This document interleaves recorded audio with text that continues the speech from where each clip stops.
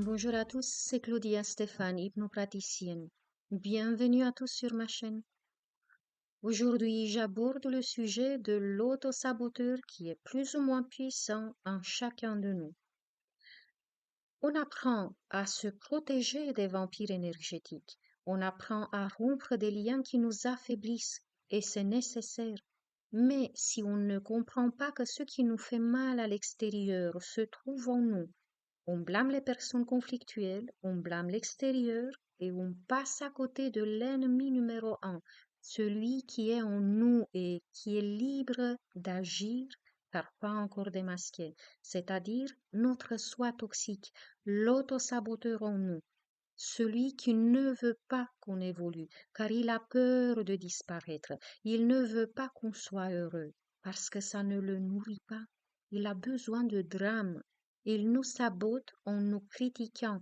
Vous avez déjà remarqué cette voix dans votre tête qui vous critique souvent, peut-être même sans cesse.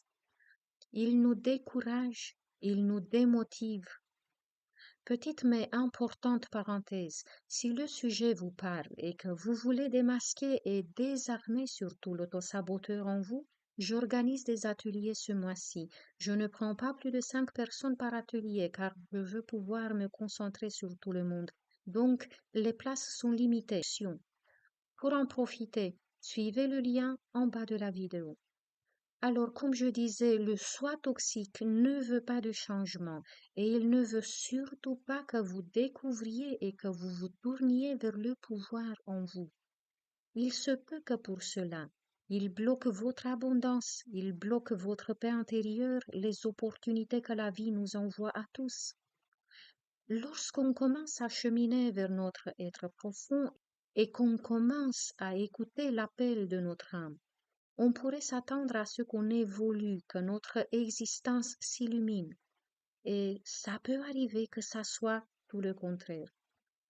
Plus on tend vers la lumière et plus l'autosaboteur en nous va s'y opposer.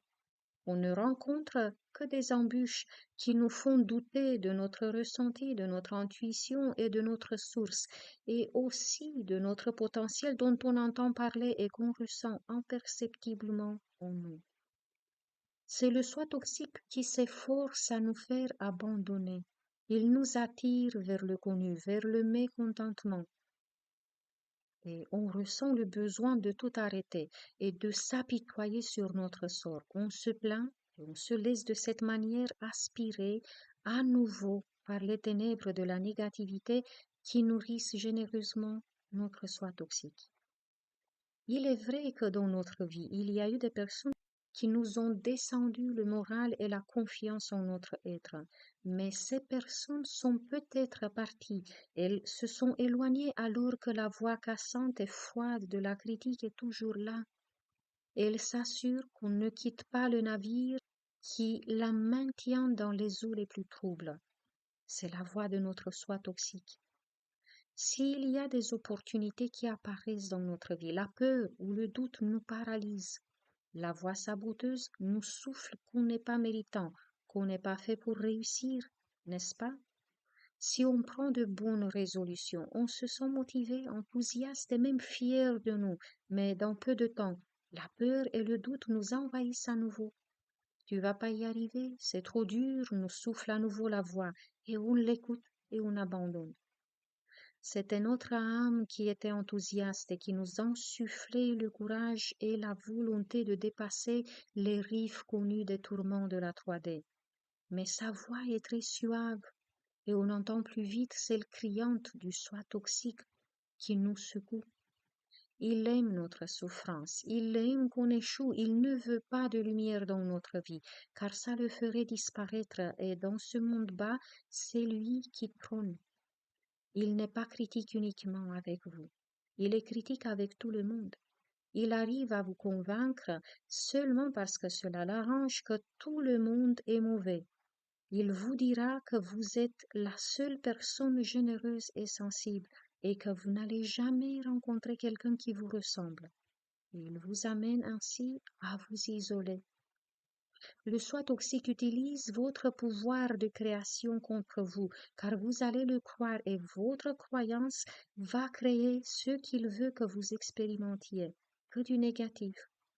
Et comme il demeure caché, vous ne savez même pas pourquoi vous ne réussissez pas à sortir des malheurs qui n'en finissent plus. On l'appelle autosaboteur, mais on n'est pas convaincu que ce qui nous veut du mal est tellement proche de nous. On arrive à admettre qu'un parent, un ami ou un conjoint est nocif. On voit aussi la manipulation au niveau plus élevé dans la politique, dans les médias, et cela est vrai. Mais en miroir, en nous, c'est cette part de nous sombre qu'on ne voit pas toujours ou pas entièrement. J'ai déjà fait des ateliers sur ce sujet, mais pas encore en français. Et ce qu'on découvre est saisissant. Lorsqu'on a rencontré cette part du soi, on a cru qu'elle était là pour protéger la personne. Mais j'ai remarqué le ton froid, le manque de tolérance et de bienveillance, et en allant plus en profondeur, on a découvert que cette facette était effectivement parfaitement consciente de ce qu'elle faisait et de l'effet négatif qu'elle avait sur la personne. Elle est énergie et elle a donc son intelligence, mais dirigée vers le mal. J'ai remarqué aussi que dès qu'elle était démasquée, elle commençait à diminuer et on comprend l'étendue des dégâts causés après une telle séance, car on ne peut pas savoir tout ce que notre soi toxique a fait pour nous empêcher de nous élever vers le bien, vers le bon, vers la lumière. C'est intéressant de voir ce qui se dénoue après un tel travail. Si vous voulez participer à un des ateliers avant de vous inscrire, c'est peut-être bien d'écouter une des séances qui se trouve sur ma chaîne. Et si vous sentez que ça travaille en vous et qu'il y a des effets, c'est que l'atelier vous convient aussi.